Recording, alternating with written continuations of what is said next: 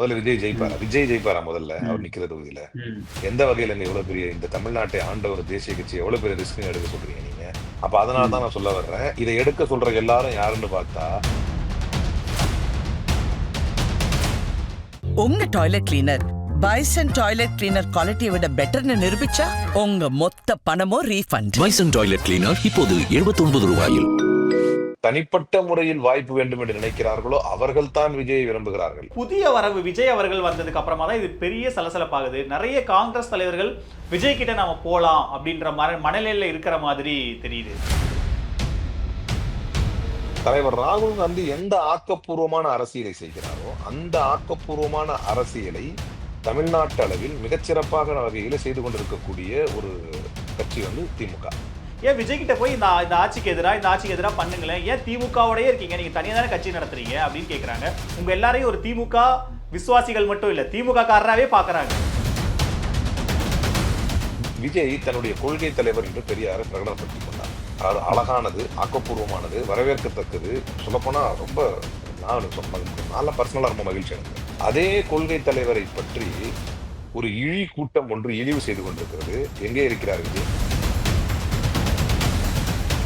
ஆதரிக்கிறவங்க என்ன சொல்றாங்கன்னா, விஜயோட போனா விஜய் கூட்டணி ஆட்சின்னு வெளிப்படையா பேசுறாரு. இங்க காங்கிரஸ் ஆட்சி இழந்து எவ்வளவு ஆண்டு காலம் ஆச்சுன்னு தெரியும். கூட்டணி அரசுல பங்கேற்கிறதுக்கு ஒரு வாய்ப்பு கிடைக்குது. அது சேம் டைம் அதிக சீட்டுகள் கிடைக்கும், நிறைய பேர் எம்எல்ஏ ஆகிறதுக்கான வாய்ப்புகள் இருக்குன்னு ஒரு பாயிண்ட் சொல்றாங்க. என்ன கேக்குறவங்க கொள்கை அடிப்படையிலேயே விஜய் அவுட்டுன்னு.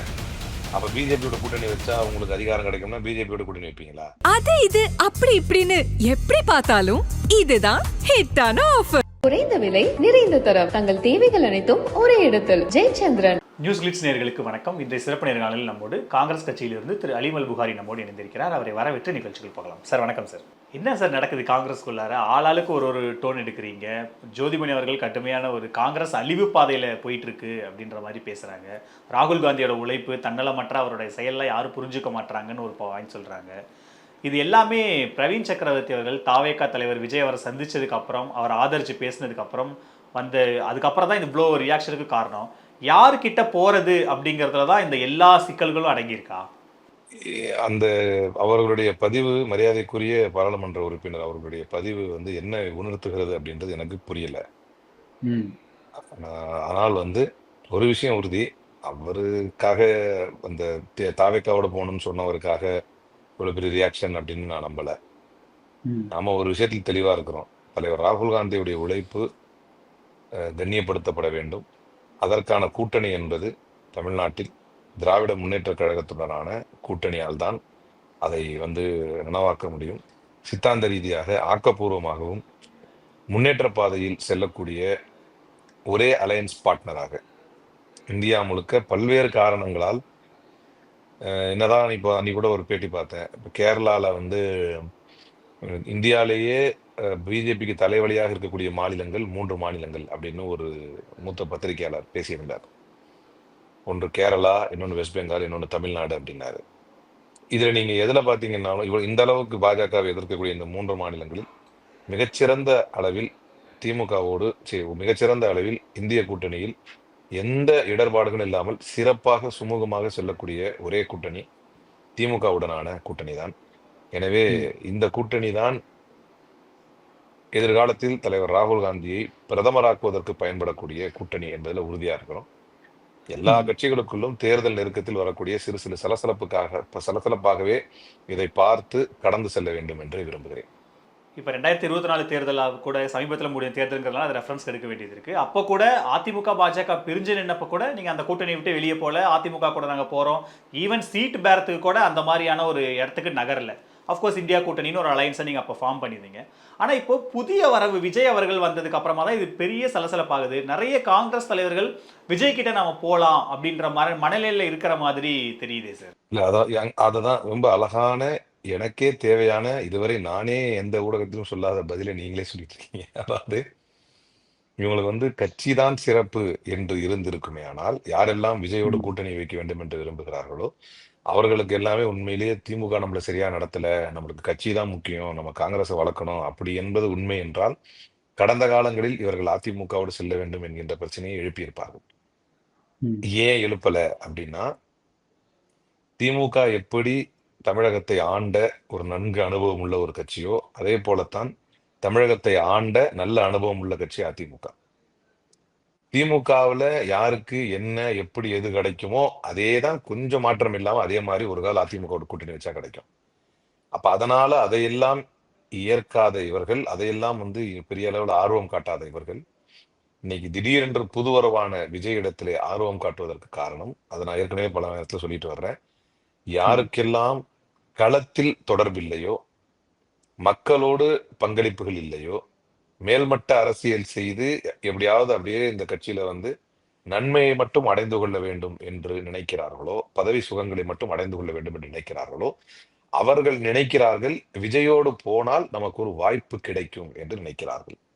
அதனால ஏன்னா அதிமுக போனா திமுகவுக்கு என்ன நிலைப்பாடோ அதே தான் அதிமுகவும் எடுக்கும். நீங்க சொன்ன மாதிரி அந்த கடந்த கால தேர்தலில் அதிமுக தனித்திருந்த போது கூட இவ்வளவு சலசலப்போ இவ்வளவு பேச்சோ எழவில்லை. அப்ப அதனால்தான் நான் என்னுடைய தனிப்பட்ட கருத்தாக நான் பார்ப்பது, யாருக்கெல்லாம் தனிப்பட்ட முறையில் வாய்ப்பு வேண்டும் என்று நினைக்கிறார்களோ அவர்கள் தான் விஜயை விரும்புகிறார்கள் அப்படின்னு.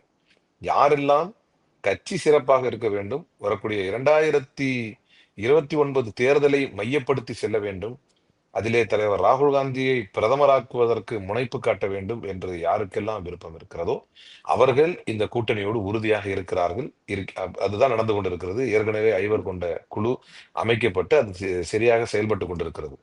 இல்லை சார், ஆனால் இப்போ என்ன சிக்கல்னா, இந்த குழு அமைச்சு அந்த குழு முதல்வரை சந்திச்சு பட்டியலை கொடுத்ததுக்கு அப்புறமா தான் பிரவீன் சக்கரவர்த்தி போய் பார்க்குறாரு. யூபியும் தமிழ்நாட்டையும் கம்பேர் பண்ணி ஒரு பதிவை போடுறாரு. தமிழக காங்கிரஸ்க்கு எதிரான ஒரு நிலைப்பாட்டை அவர் எடுக்கிறாரு. அப்போ என்னன்னா, நான் உங்களெல்லாம் தாண்டி எனக்கு டெல்லியில் செல்வாக்கு இருக்கு, டெல்லியில் ராகுல் காந்தி அவர்கிட்ட செல்வாக்கு இருக்கு, நான் அவருடைய கட்டளைப்படி தான் நான் செயல்படுறேன்ற மாதிரி தானே அவரோட அப்ரோச் இருக்கு. நீங்களாம் இங்கே உட்காருங்க, மாநிலத்தில் இருங்க, டெல்லியில் என்ன நடக்குது எனக்கு தெரியுங்கிற மாதிரி தானே இருக்கு. அப்படி தானே புரிஞ்சுக்க வேண்டியது இருக்கு. இல்ல இது மாதிரி அதாவது அது இப்ப நான் சொல்ல வேண்டிய பதில நீங்க திருப்பிக்கிட்டு கேள்வியா கேட்டுக்கிட்டு இருக்கிறீங்க. அதை எல்லாமே முடிஞ்சு போச்சு. அதற்கு பிறகு ஒருவர் ஒரு குழப்பத்தை விளைவிக்க நினைக்கிறார் என்றால் அது குழப்பமாகத்தான் பார்க்கப்படுமே தவிர அது அவருடைய இல்ல அது ராகுல் காந்தியோட மைண்ட் செட்டா நீங்க பார்க்கலையா? இல்ல அதாவது அப்படிதான் அது மைண்ட் செட்டா பார்க்கணுமா அப்படின்னா ஒரு அன்ஃபிட் தான். பட் இதுதான் எக்ஸ்ட்ரீம் எக்ஸாம்பிள். நீங்க நரேந்திர மோடியையும் நிர்மலா சீதாராமனையும் அமித்ஷாவையும் தொடர்ந்து அன்ஃபிட் என்று சொல்லிக்கொண்டு ஒருவர் பிஜேபியிலே இருந்து கொண்டிருக்கிறார். இப்ப அந்த அளவுக்குலாம் இது இல்ல ஒண்ணு. அதே நேரம் இப்ப நான் யாராவது தமிழ்நாட்டு பாஜக இருந்து நாங்க சுப்பிரமணிய சாமி மேல நடவடிக்கை எடுக்க சொல்லி மேலிடத்துக்கு புகார் அனுப்பியிருக்கோம்னு சொல்லியிருக்காங்களா இது வரைக்கும் யாராவது? இல்ல. ஏன்னா காங்கிரஸ் கட்சிக்குள்ள உட்கட்சியில் நிறைய சிக்கல் இருக்கும். ஒரு இடத்துலயும் ஒரு மாதிரி பண்ணையார் மனநிலையில் இருப்பாங்கன்ற மாதிரி விமர்சனங்கள்லாம் இருக்கு. ஆனா கூட்டணி அப்படின்னு வரும்போது டெல்லியில என்ன சொல்றாங்களோ அதுதான் எல்லா மாநில தலைமை எல்லாரும் கேட்பாங்க. அங்க பெரும்பாலான இந்த விமர்சனங்கள் கருத்துக்களே வராது. ஆனா இந்த முறை அப்படி நேர் எதிரா இருக்கு. தமிழக காங்கிரஸ்குள்ளே பலவிதமான கருத்து இருக்கு கூட்டணி தொடர்பா. ப. சிதம்பரம் தெளிவா இல்லைங்க நான் டெல்லிக்கே சொல்லி விட்டுட்டேன், இங்க திமுக கூட்டணி தான் வெற்றி பெறும் நான் சொல்லிட்டேன்னு அவர் வெளிப்படையா பேசுறாரு. ராகுல் காந்தியோடைய நெருங்கிய வட்டாரத்தில் இருக்கிற பிரவீன் சக்கரவர்த்தி அங்க போய் பேசுறாரு. திருச்சி வேலுசாமி அங்க கூட்டத்துல கலந்துக்கிறாரு, காங்கிரஸை கொண்டு வந்து சேர்க்க போறேன்றாரு. நீங்க ஒரு டோன் எடுக்கிறீங்க, ஜோதிமணி ஒரு டோன் எடுக்கிறாங்க. எல்லாரும் வெவ்வேறு டோன் எடுக்கும் போது தானே இந்த சிக்கல் வருது. இல்ல இது திரும்ப நான் என்ன சொல்றேன்னா, நீங்க என்ன சொல்றீங்கன்னா டெல்லியில இருந்து முடிவெடுத்து வரோங்கிறீங்க. மாநிலத்திலிருந்து முடிவெடுத்து இப்ப நான் உங்களுக்கு ஒண்ணு சொன்னேன். டெல்லி உண்மைதான், மேல இருந்து கொடுக்கக்கூடிய அழுத்தங்களை பற்றி நானே முற்காலங்கள்ல பேசியிருக்கேன். ஆளாளுக்கு இந்த மாதிரி டெல்லி இருந்து இது மிகப்பெரிய கட்சி, சுதந்திரத்தை இந்தியாவிற்கு பெற்றுக் கொடுத்த கட்சி. ஒருத்தருக்கு ஒரு கருத்து இருக்கும். கூட்டணியை பொறுத்தவரை சுமூகமாக சென்று கொண்டிருக்கிறதான்னா அதுக்காகத்தான் நான் சொல்றேன், கரெக்டா போயிட்டு இருக்கு. இது ஒரு ஃப்ரிஞ்ச் எலிமெண்ட் மாதிரி அங்கங்க இங்கங்க ஏற்படக்கூடிய குரல்கள் என்பது எல்லா கட்சியிலும் இருக்கும். அதுக்குதான் நான் பிஜேபி உதாரணம் சொல்றதா இருந்தாலும் நீங்க திரும்ப அதே கொஸ்டின் வந்துடுறீங்க. ஏன்னா அங்க நான் ஒரு தேசிய கட்சியில இருந்து அந்த உதாரணத்தை சொல்ல முடியும், இன்னொரு மாநில கட்சியுடைய உதாரணத்தை என்னால சொல்ல முடியாது, சொன்ன ஆப்டாவும் இருக்காது. அப்ப அதனால இன்னொரு தேசிய கட்சியுடைய உதாரணத்தை உங்களுக்கு தெளிவாகவே கோடிட்டு காட்டுறேன். அதிமுகவோட கூட்டணி வேண்டாம் என்று பாஜகவுடைய அண்ணாமலையோட டீம் இப்பவும் சொல்லிட்டு தான் இருந்தது. இப்போ வரைக்கும் அவங்க நிலைப்பாடு அதுதான். இப்போ வரைக்கும் அவருடைய ஐடி விங் அனுதாபிகள் எல்லாம் அதுதான் பேசிட்டு இருக்காங்க. கடந்த காலங்களில் தமிழிசை சவுந்தரராஜனுக்கும் அண்ணாமலைக்கும் பெரிய பிரச்சனையே நடந்து அந்த பிரஸ் மீட்லயே உடையிற அளவுக்கு தமிழிசை சவுந்தரராஜன் எல்லாம் பேசிட்டு இருந்தாங்க. அண்ணாமலையுடைய ஆட்கள் என்ன நீ எதுக்கு கவர்னர் வேலை விட்டீங்க அப்படின்லாம் என்ன கலாய்க்கிறாங்க அப்படின்லாம் பிரஸ் மீட்ல பேசினாங்க. அந்த அளவிற்கு தலைவர்களுக்கு மத்தியில் ஏதாவது பிரச்சனை இருக்கான்னா இல்ல. நீங்கள் சொன்ன டெல்லியில நான் ராகுல் காந்தியோட நெருக்கமா இருக்கிறேன்னு சொல்ற ஒற்றை ஆள் பேசுகிறார். அந்த ஒற்றை ஆளுக்கு எதிராக நடவடிக்கை எடுக்க வேண்டும் என்று தலைவர் செல்வ பெருந்தகை பேசியாச்சு. வேற யார் பேசுறா? டெல்லிக்கு நெருக்கமா இருக்கிறவங்க அப்படின்னு நீங்க அதாவது ம். கருதப்படக்கூடியவர்கள். யாராவது போய் ம். ராகுல் காந்தியை கை குலுக்கிட்டு வந்து நானும் நெருக்கம்னு சொல்லிக்கலாம். ஆனா ம். அப்படி தன்னை டெல்லிக்கு நெருக்கமானவர் என்று சொல்பவர் மீது கூட நீங்க வந்து ஒரு யூபி மாடலை வந்து குளோரிஃபை பண்ணி எப்படி பேச முடியும்? அது ஒரு புல்டோசர் மாடல், அதை எப்படி குளோரிஃபை பண்ணி பேச முடியும்? தமிழ்நாட்டில் இந்த இவ்வளவு அரக்கத்தனமான ஒரு ஆட்சியை கம்பேர் பண்ணி பேசுறது தப்பு. அந்த தப்பை செய்தவர்களுக்கு எதிராக நான் புகார் எழுப்பியிருக்கிறேன். நீங்கள் ஒரு பேரலல் பிசிசியை ரன் பண்ண முடியாது. இதுக்காகவே நான் வந்து டெல்லி மேலிடத்துக்கு இது சம்பந்தமாக புகார் அனுப்பியிருக்கிறேன்னு அவ்வளவு துணிச்சலாக தெளிவாக தலைவர் செல்வ பெருந்தகை சொல்லிவிட்ட பிறகும் ஒருவேளை மக்களும் மீடியாவும் என்ன எதிர்பார்க்கறாங்கன்னு தெரியல. சட்டை பிடிச்ச அரைன்னு எதிர்பார்க்கறாங்களா என்னன்னு தெரியல.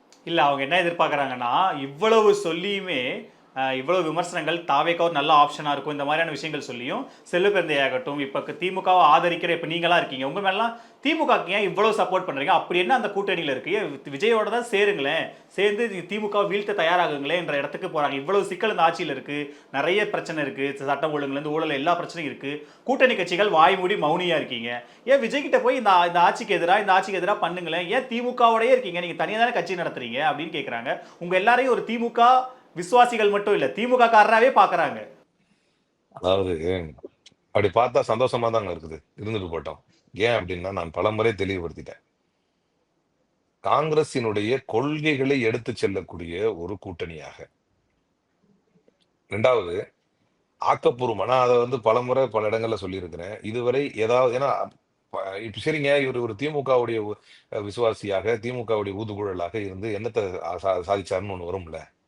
நீங்க ம். யாராவது திமுக முக்கியஸ்தர்கள்ட்டே கேளுங்க, உங்களுக்கு தெரிஞ்சா. இது வரைக்கும் அலிம்பவர் எதுக்காக வந்து நின்றுருக்காரா, ஏதாவது கேட்டிருக்காரா, நீங்க எதாவது செஞ்சு கொடுத்துருக்கீங்களா அப்படின்னு. இருப்பதிலேயே பெரிய வாய்ப்பு, இந்த வரலாற்று சிறப்புமிக்க தமிழகத்தின் தலைமகன் முதல்வர் அவர்களோடு வந்து ஒரு சின்ன ஒரு நிகழ்ச்சியில வந்து கலந்துக்கிறதுக்கு கூட ஒரு வாய்ப்பு எனக்கு கிடைச்சது. நான் போயிட்டு வந்தேன்.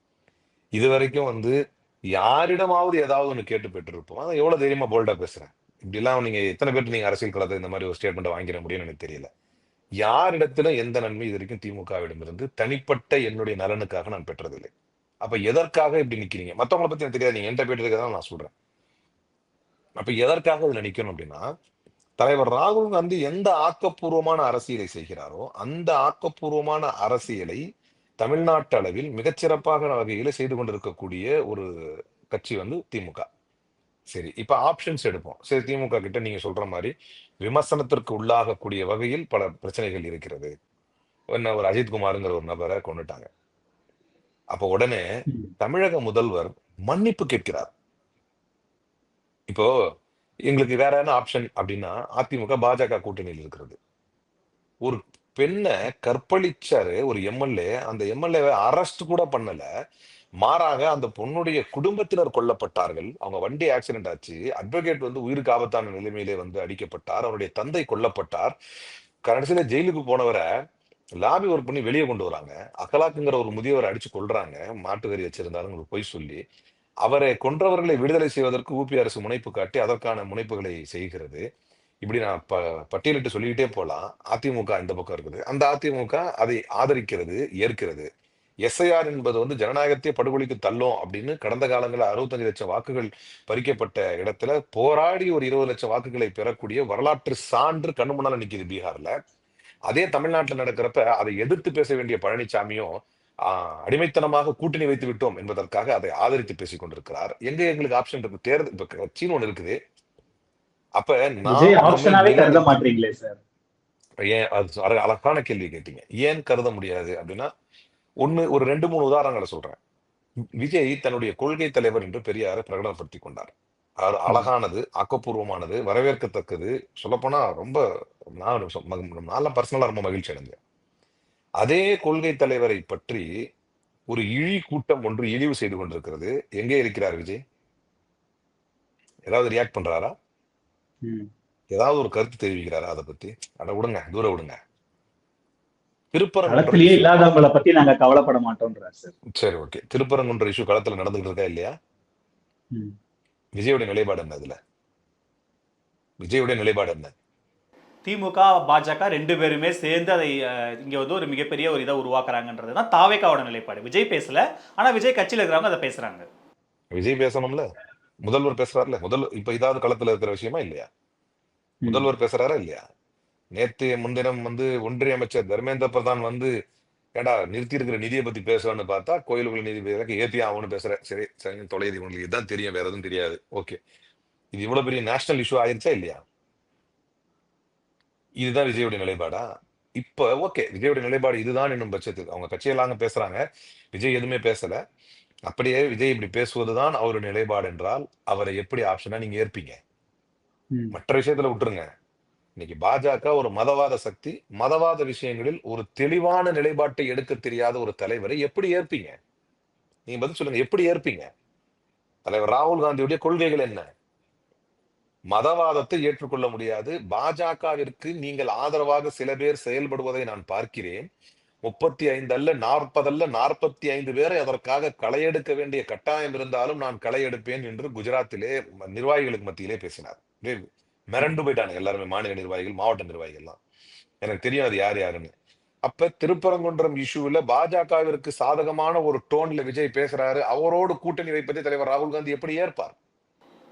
ஆனா நீங்க கரெக்ட், நீங்க இப்படி சொல்றீங்க. ஆனா நீண்ட ஆண்ட காலம் காங்கிரஸ்லயே இருந்து அவ்வளவு கடுமையான பாஜக எதிர்ப்பை வெளிப்படுத்துற திருச்சி வேலுசாமிக்கு இது தெரியாதா?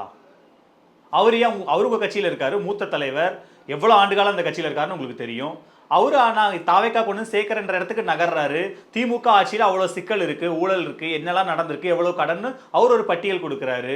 பிரவீன் சக்கரவர்த்தியுடைய குரலை கிட்டத்தட்ட அவரும் அந்த இதில் பிரதிபலிக்கிறாரு போது, ஸோ அப்போ காங்கிரஸ்குள்ள திமுக கூட்டணி தரப்ப 2 சிக்கல் ஓடுது இல்ல. நீங்க இவ்வளவு லிஸ்ட் பண்றீங்க, ஆனா அவங்களும் இவ்வளவு லிஸ்ட் பண்றாங்கல்ல.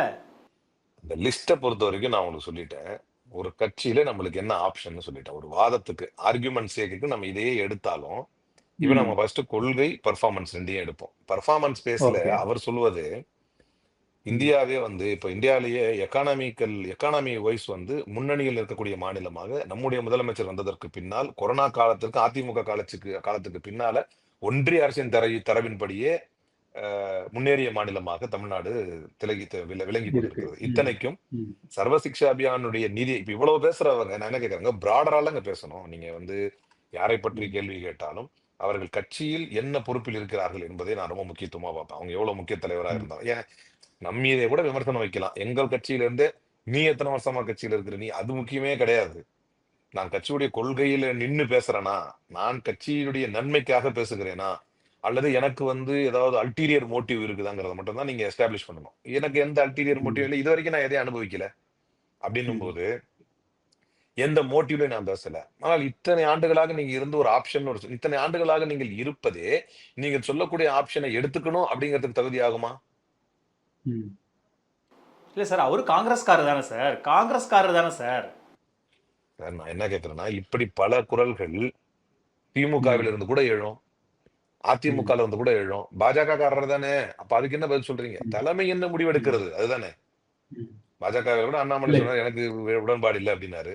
தலைமை முடிவு எடுத்தா முடிஞ்சு போச்சுல. முடிவு உறுதியாகும் பட்சத்துல எல்லாரும் அமைதியாயிருவாங்க, யாரா இருந்தா என்ன. அது வரைக்கும் அவங்க கருத்தை சொல்லுவாங்க. அதிமுக கூட்டணியில போக கூடாதுன்னு அண்ணாமலை சொன்னாரா இல்லையா? ஆனால் முடிவு எடுக்கப்பட்டு அறிவிக்கப்பட்டது மேல மாத்திக்கிட்டாரா இல்லையா? இல்ல சார், என்னன்னா விஜய் கிட்ட ஆதரிக்கிறவங்க என்ன சொல்றாங்கன்னா, விஜயோட போனா விஜய் கூட்டணி ஆட்சின்னு வெளிப்படையா பேசுறாரு. இங்க காங்கிரஸ் ஆட்சியை இழந்து எவ்வளவு ஆண்டு காலம் ஆச்சுன்னு தெரியும். கூட்டணி அரசுல பங்கேற்கிறதுக்கு ஒரு வாய்ப்பு கிடைக்குது, அதே சேம் டைம் அதிக சீட்டுகள் கிடைக்கும், நிறைய பேர் எம்எல்ஏ ஆகிறதுக்கான வாய்ப்புகள் இருக்குன்னு ஒரு பாயிண்ட் சொல்றாங்க. திமுக கிடைக்காது, திமுக தான் திரும்ப அவங்களே தான் இருப்பாங்க, யாருக்கும் எந்த சீட்டும் தர மாட்டாங்க, கூட்டணி ஆட்சியில பங்கு கிடையாது. இப்ப இருக்கிற ஒரு 20 எம்எல்ஏ இருந்துட்டா போதுமா, அவங்களோட ஆதரவாளர்களுக்கு மட்டும் சீட்டு கொடுத்து அவங்கள மட்டும் எம்எல்ஏ ஆக்கி அவங்க கண்ட்ரோல் வச்சுக்கிட்டு இருந்தா போதுமா, கட்சியை வளர்க்க வேணாமா அப்படின்ற ஒரு இடத்துக்கு நகர்றாங்க சார். அதை ஒரு பாயிண்டா, முக்கியமான பாயிண்ட் எடுத்து வைக்கிறாங்களே. இதெல்லாம் இப்படிலாம் யார் பேசினான்னு எனக்கு தெரியல. அதாவது அவங்க ஆதரவாளர்களுக்கு சீட்டு கொடுத்து அவங்களே அப்படிலாம் யார் பேசினா எனக்கு தெரியல. அவங்க பேசுறாங்க நீங்களே கேட்குறீங்களா தெரியல எனக்கு. சரி, இருந்தாலும் இல்ல சார், இந்த சைட்ல வைக்கிறாங்கல்ல கூட்டணி ஆட்சி அமைச்சரவையில பங்குன்னு சொல்றாங்கல்ல, அப்ப அதெல்லாம் ஒரு பேசு பொருளா மாறுது இல்ல. நான் என்ன கேட்கறேங்க, கொள்கை அடிப்படையிலேயே விஜய் அவுட்டுன்ட்டேன். அப்ப பிஜேபியோட கூட்டணி வச்சா உங்களுக்கு அதிகாரம் கிடைக்கும்னா பிஜேபியோட கூட்டணி வைப்பீங்களா? சார், விஜய் பாஜக எதிர்ப்புல தானே இருக்காரு. இல்ல அதுதான், அதை விட்டுருவோம். முதல்ல விஜய் ஜெயிப்பாரா முதல்ல அவர் நிக்கிற தொகுதியில? எந்த வகையில இவ்வளவு பெரிய இந்த தமிழ்நாட்டை ஆண்ட ஒரு தேசிய கட்சி எவ்வளவு பெரிய ரிஸ்க் எடுக்க சொல்றீங்க நீங்க? அப்ப அதனாலதான் நான் சொல்ல வர்றேன், இதை எடுக்க சொல்ற எல்லாரும் யாருன்னு பார்த்தா இதுவரை களத்தில் எதையுமே சாதிக்காதவர்கள். கட்சியில் ஒரு முறையான பொறுப்பை வகித்து அதற்காக கட்சியை நோக்கி மக்களை இழுக்காதவர்கள், ஒரு தொண்டர்களை ஒரு பெருமளவில் சேர்க்காதவர்கள், களத்திலே ஒரு சிறை போன்ற பல போராட்டங்களை நடத்தி வழக்கை எடுக்காதவர்கள், சிறை செல்லாதவர்கள், கட்சிக்காக பெரும் தியாகங்களை செய்யாதவர்கள். தொடர்ந்து நீங்க கட்சியில இருந்தீங்கன்னா என்ன செஞ்சீங்க? நீங்க இருக்கக்கூடிய பகுதியில கட்சி வளர்ப்புக்கு என்ன செஞ்சீங்க? அப்ப இது எதுக்கு இந்த பாயிண்ட் நான் சொல்ல வர்றேன்? நீங்க இந்த பாயிண்ட் நான் எதுக்கு சொல்ல வர்றேன் அப்படின்னா, இவர்கள் விஜய் கூட போகணும் அப்படின்னு நினைக்கிறதுல ஆச்சரியம் இல்லை. ஏன் ஆச்சரியம் இல்லை அப்படின்னா, விஜயே முதல்ல ஜெயிப்பாருன்னு தெரியாது.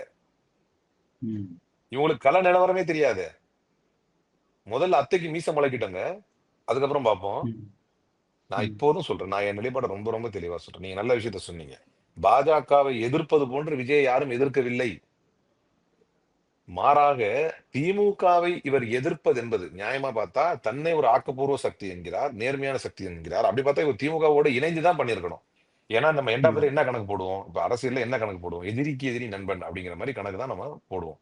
அப்ப பாஜகவிற்கு எதிரியாக திமுக இருக்கிறது என்று சொன்னால் அதை எதிர்க்கிறேன், அதுதான் என்னுடைய கொள்கை, பாசிசத்தை எதிர்ப்பதான் என்னுடைய கொள்கை அப்படின்னா இவர் திமுகவோட கூட்டணி இருந்திருக்கணும். கொள்கை எதிரி பாஜக என்றார், அரசியல் எதிரி திமுக என்றார். அங்க மிகப்பெரிய சறுக்களும் குழப்பமும் இருக்குது. எனக்கு அரசியல் எதிரி பாஜக. ஏன் எனக்கு அரசியல் எதிரி பாஜக? அவங்களுக்கு எனக்கு என்ன வாய்க்கா சண்டையா? ஏன் எனக்கு அரசியல் எதிரி பாஜக? ஏனென்றால் அவர்கள் என்னுடைய கொள்கை எதிரி. அப்ப பாஜக இவருடைய கொள்கை எதிரியா, திமுக இவருடைய அரசியல் எதிரியா? இங்கதான் சறுக்குது. அப்போ உங்களுடைய அப்ப அவருக்கு பதில் கேள்வி கேட்டா என்ன சொல்லுவாருன்னா, வேற என்னங்க பண்றது, நம்ம ஒரு புது கட்சி ஆரம்பிச்சிருக்கோம், நமக்கு நல்ல மாசு இருக்குது, நம்ம வந்து ஏற்கனவே ஆளுங்கட்சியை தான் நாங்க எதிர்க்க முடியும் அப்படின்னு சொல்லுவாரு. அப்ப இல்ல அவங்க நீங்க இப்படி சொல்றீங்க, ஆனா அவங்க என்ன சொல்றாங்கன்னா, திமுகவுக்கும் எங்களுக்கும் கொள்கை அளவில் பெரிய டிஃபரன்ஸ் இல்லை. அவங்களும் மதச்சார்பின்மை பேசுறாங்க, நாங்களும் மதச்சார்பின்மை. அவங்களும் சமூக நீதி, நாங்களும் சமூக நீதி கேட்கிறோம். கொள்கை அளவில் எங்களுக்கு வேறுபாடு இல்லை. ஆனா அரசியல் ரீதியா யார் ஆட்சிக்கு வரணும், மக்கள் நலத்திட்டங்களை கொண்டு போய் சேர்க்கறது, மக்கள் பணத்தை கொள்ளையடிக்கிறது, ஊழல், இதுல நாங்க மாறுபடுறோம். அதனால அரசியல் ரீதியா உங்களை வீழ்த்தணும்னு நினைக்கிறோம். பாஜக எங்களுக்கு அப்படி கிடையாது. நாங்க வைக்கிற எல்லா கொள்கைக்கும் எதிரான கட்சி பாஜக. அதனால நாங்க பாஜகவை கொள்கை எதிரியா நாங்க வச்சிருக்கோம் அப்படிங்கிறது தானே அந்த பாயிண்ட் இருக்கு. அப்ப நீங்க உங்க லாஜிக் படி பார்த்தா நீங்க அவங்களோட தானே கரெக்டா தானே விஜய் டிஃபைன் பண்ணியிருக்காரு. அப்ப ஓகே, என் லாஜிக் படி பார்த்தா தப்பா சொல்றாருன்னு தான் வரும். ஏன்னு சொல்றேன் கேளுங்க. நீங்க சொல்றபடி பார்த்தா சில விஷயங்கள் வந்து ஒன்றுபட்டோம், சில மற்ற பல விஷயங்கள்ல வந்து வேறுபட்டும் இருக்கிறாங்க திமுகவோட. கரெக்டா? அப்ப இங்க மொத்தமா எல்லா விஷயத்திலும் வேறுபட்டு இருக்காங்க பாஜகவோட. கரெக்டா? அப்ப ஒன்னு உறுதியா தெரியும், எனக்கு இது யதார்த்தத்தை பேசணும். வேணா இவர் சில சீட்டுகள் ஜெயிக்கலாம், ஒரு கணிசமான ஓட்டு வாங்கலாம், அதிகபட்சம். இவர் முதல்வர் ஆவறதெல்லாம் நீங்க கூட பேட்டி முடிச்சு சிரிப்பீங்க, முதலமைச்சர்லாம் ஆக மாட்டார். அப்ப இவர் நாம் நிற்பது சிறிதளவு கருத்தொற்றுமை கொண்ட திமுகவை வீழ்த்துவதற்கும் உதவும். ஏன்னா இவர் வந்து எடுத்து வைக்கக்கூடிய கொள்கை திமுக எடுத்து வைக்கக்கூடிய அதே கொள்கை தான். அதாவது சித்தாந்த ரீதியாக இவர் எடுத்து வைக்கக்கூடிய கொள்கை தலைவர்கள் திமுக எடுத்து வைக்கக்கூடிய திட்டத்தட்ட அதே கொள்கை தலைவர்கள் தான். அப்ப இவர் யாருடைய ஓட்டை பிரிப்பாரு? திமுகக்கு எதிராக இருக்கிற வாக்குகளை பிரிப்பாரு. திமுகக்கு எதிராக இருக்க வாக்கு பிரிக்க மாட்டாருங்க, திமுக வாக்கு தான் பிரிப்பாரு. நியாயமா பார்த்தா தன்னை வந்து திமுகவுடைய கொள்கையை தான் வச்சுக்கிறாரு. அப்ப திமுகவிற்கு ஓட்டு போடக்கூடிய சில பேர் தான் விஜய்க்கும் ஓட்டு போடுவதற்கான வாய்ப்பு இருக்கு. யதார்த்தம் அதுதானே. ஏன்னா இப்போ நான் வந்து பிஜேபியை கொள்கை அளவுல எதிர்த்துறேன் அப்படின்னு சொல்லிட்டாரு. அப்ப பிஜேபியுடைய கொள்கை எதிர்க்கக்கூடிய யாரும் பாஜகவுடைய கோர் ஓட்டர்ஸ் யாரும் விஜய்க்கு ஓட்டு போட மாட்டாங்க. இதுதானே யதார்த்தம். அப்ப இவர் கொள்கை ரீதியாக ஒரு அறைகோல் விடுகிறார். நான் வந்து அந்த கன்ஸ்ட்ரக்டிவ் பாலிடிக்ஸ் உடைய அந்த ஐடியாலஜியில் தான் நிக்கிறேன் அப்படின்னு ஒரு அறைகோல் விடுக்கிறார் என்றால், அந்த அறைகோலை கேட்டு அந்த மக்கள் எல்லாம் விஜய்க்கு ஓட்டு போடக்கூடியவர்கள் ஆக்கப்பூர்வ சக்திகள் தான் ஓட்டு போடுவாங்க. ஏன்னா அவருடைய கொள்கை அந்த மாதிரிதான் இருக்கு. அப்ப ஆட்டோமேட்டிக்கா பெருமளவில் எல்லா கருத்தோடும் முரண்பட்டு இருக்கக்கூடிய பாஜக இவருடைய வருகையினாலும் இவருடைய அரசியல் பிரவேசத்தினாலும் வலுப்பெறும் என்று தெரிந்து கொண்டே திமுகவை எதிர்த்து திமுகவை பலகீனப்படுத்தினால் அது பாஜகவை வலுப்படுத்தும் என்று விஜய்க்கு தெரியாதா? தெரியும். தெரிஞ்சிருந்தால் நான் என்ன பண்றது, நான் ஒரு கட்சி நடத்துறேன், நான் அதை செஞ்சுதான் ஆவேன் அப்படின்னு இவர் செஞ்சாருன்னா இவர் சுயநலவாதி இல்லையா? அந்த சுயநலவாதத்திற்கு காங்கிரஸ் துணை போகக்கூடாது. இவ்வளவுதான் விஷயம். இல்லை சார், இப்போ என்னன்னா, இப்போ இதுக்கு முன்னாடி ஒரு விஜய் கட்சி ஆரம்பிச்ச உடனே விசிகாத்தோட இதே மாதிரி பிரச்சனை வந்தது. கூட்டணி வச்சுட்டு வர போறாங்க, விசிகா விஜய் அவர்கள் கூட்டணி அமைக்க போறாங்கலாம் பேச்சு இருந்தது. ஆனால் திருமாவர்கள் ரொம்ப கிளாரிட்டியா அதில் என்ன சிக்கல், நாங்கள் ஏன் அந்த விஜயோட கூட்டணி அமைக்க மாட்டோம்னு பல நேர்காணல்ல சொல்லி கிளாரிஃபை பண்ணிட்டாரு. இப்போ அந்த பேசுபொருளே இல்லை. ஆனால் இப்போ காங்கிரஸ்க்கு அந்த இது வந்திருக்கு. ஏன் அது வருதுன்னு அப்படின்னா, காங்கிரஸ் சைட்லேருந்து ஒரு ப்ராப்பரான ஒரு கிளாரிட்டி கொடுக்க மாட்டீங்க. டெல்லி தலைமையோ மாநில தலைமை பேசுறாங்க, ஆனா முடிவெடுக்க வேண்டிய டெல்லி தலைமையிலிருந்து ஒரு ப்ராப்பர் கிளாரிட்டி வராதுதான் இந்த பிரச்சனைக்கெல்லாம் காரணம். ஏன் அந்த கிளாரிட்டி கொடுக்கறதுல என்ன சிக்கல்? ஒருவேளை டெல்லியில இருக்கிறவங்களும் சரி தேர்தல் காலம் வரைக்கும் கொஞ்சம் புஷ் பண்ணலாம்னு நினைக்கிறாங்களோ? நீங்க சொல்ற அதே கிளாரிட்டியை நானும் எதிர்பார்த்து கொண்டிருக்கிறேன். இதை விட எனக்கு தெளிவான பதில் நான் என்ன சொல்றது? அதே கிளாரிட்டி. ஏன்னா மாநில தலைமை தெளிவா சொல்லியிருக்கு, கடுமையா சாடி இருக்கு. நீங்க அதையும் தாண்டி தேசிய தலைமையில வந்து ஒரு கிளாரிட்டி வேணும்னு எதிர்பார்க்கறீங்க. அந்த கிளாரிட்டி கிடைக்கும்னு நம்புறேன்.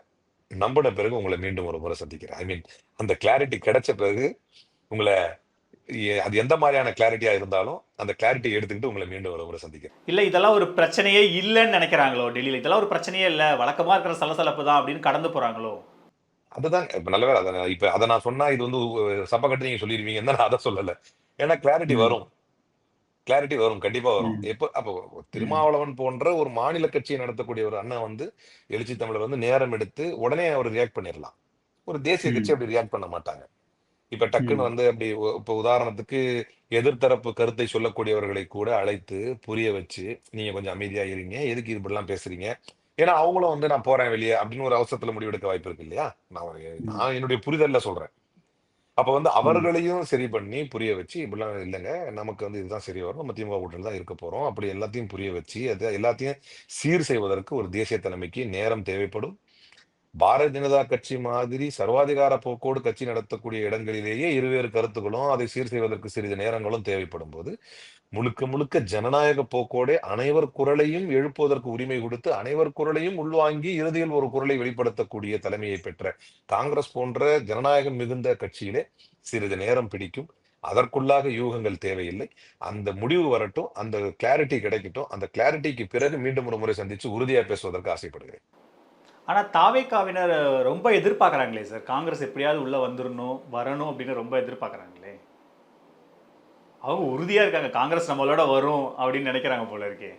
நம்ம எங்களுடைய சமூக வலைதளங்களில் இருக்கக்கூடிய நிறைய நண்பர்கள், என்னை பின்தொடரக்கூடிய நிறைய நண்பர்கள் கூட பயங்கரமா கமெண்ட்ல இதுலலாம் டிஎம்ல எல்லாம் போடுறான், கூட்டணி வந்துச்சுட்டா என்ன பண்ணுவீங்க அண்ணா? சில பேர் வாடா போடான்றான், சில பேர் அண்ணாங்கிறான், சில பேர் தம்பிங்கிறான். கூட்டணி வந்துதான் என்ன பண்ணுவீங்க அப்படின்னு சொல்றான். நான் இப்போதும் சொல்கிறேன், விஜயை ஒரு பெரிய அழிவு சக்தியாக நம்ம பார்க்கல. சித்தாந்த வகையில வந்து சித்தாந்தத்துல பெரிய மாற்றம் என்ன இருக்கு, இவங்க வந்துருவாங்க அப்படின்னு அவர்கள் நம்புவதும், அவங்க கூட நம்ம வச்சா என்னன்னு நம்ம தரப்புல இருக்க ஒரு நம்ப நினைக்கிறதும் இதான் காரணம். ஆனால் நாம் அவங்களுக்கு சேர்த்து ஒரு பதில் சொல்றேன். நாம் எதிர்கொண்டு கொண்டிருப்பது வந்து ஜனநாயகத்திற்கு விடப்பட்ட சவாலை எதிர்கொண்டிருக்கிறோம். அன்னைக்கு ஏதாவது சொல்றேன், மணி சார் வந்து ஒரு பேட்டியில சூப்பரா சொன்னாரு, அடுத்து வந்து திமுக ஆட்சி இழந்தால் அடுத்து நடக்கக்கூடிய தமிழகத்தில் அமையக்கூடிய எந்த ஆட்சியும் நேரடியாக RSS ஆட்சியாக இருக்கும் அப்படின்னு சொன்னார். அதை கேட்கிறப்பவே வயிற்றெல்லாம் புலி கரைக்கும், அவ்வளவு ஒரு பயம் வந்துச்சு எனக்கு, மாடி அப்படின்னு. எனவே எந்த ரிஸ்கையும் எடுப்பதற்கு காங்கிரஸ் தயாராக இருக்காது, எந்த ரிஸ்கையும் எடுப்பதற்கு திமுக தயாராக இருக்காது. ஜனநாயகத்தையும் நடந்து கொண்டிருக்கக்கூடிய தேசத்தினுடைய போக்கையும் கவனிக்கக்கூடிய யாரும் அந்த மாதிரியான ஒரு ரிஸ்கை எடுக்க மாட்டாங்க. திமுக கூட்டணியிலே உறுதியாக நாம் தொடர்வோம், வெல்வோம். வென்றதற்கு பின்னால் எங்கள் தலைவர் செல்லப்பெருந்தகை அவர்களும் எங்கள் இன்சார்ஜ் அவர்களும் உறுதியாக முன்வைப்பதை போல ஆட்சியிலே அதிகாரத்திலே பங்கு வேண்டும், நிறைய சீட்டுகள் வேண்டும் என்று இப்ப இந்த கூட்டணி நேரங்களிலே அதை உறுதிப்படுத்துறதும், அதை வென்ற பிறகு அதிகாரத்தில் பங்கு தாங்க அப்படின்னு கேட்கறதும் அது தப்பு கிடையாது. அது உரிமையா நான் எங்களுடைய கட்சியை வலுப்பெற வைப்பதற்கும் பலப்படுத்துவதற்கும் கேட்கக்கூடிய கோரிக்கை. அதை யாரும் வந்து தடுத்து நிறுத்த முடியாது. ஆனால் திமுகவுடனான கூட்டணி தான் வெற்றி பெறும். திமுகவுடனான கூட்டணி தான் தலைவர் ராகுல் காந்தி பிரதமர் ஆவதற்கான ஒரு வழிவகையை செய்யும். திமுகவுடனான கூட்டணி தான் பாரதிய ஜனதா கட்சியை வீழ்த்தும். திமுகவுடனான கூட்டணி தான் பாசிசத்துக்கு எரிச்சலை உண்டாக்கும். எனவே திமுகவுடனான கூட்டணியே தொடர வேண்டும், தொடரும். நன்றி சார், இவ்வளவு நேரத்தை எங்களோட செலவழிச்சதுக்கு ரொம்ப நன்றி. உங்க toilet cleaner bison toilet cleaner குவாலிட்டியை விட பெட்டர்னு நிரூபிச்சா உங்க மொத்த பணமும் ரீஃபண்ட். பைசன் டாய்லெட் கிளீனர் இப்போது 79 ரூபாயில். அது இது அப்படி இப்படின்னு எப்படி பார்த்தாலும் இதுதான் ஹிட்டான ஆஃபர். குறைந்த விலை நிறைந்த தரம், தங்கள் தேவைகள் அனைத்தும் ஒரே இடத்தில். ஜெயச்சந்திரன்.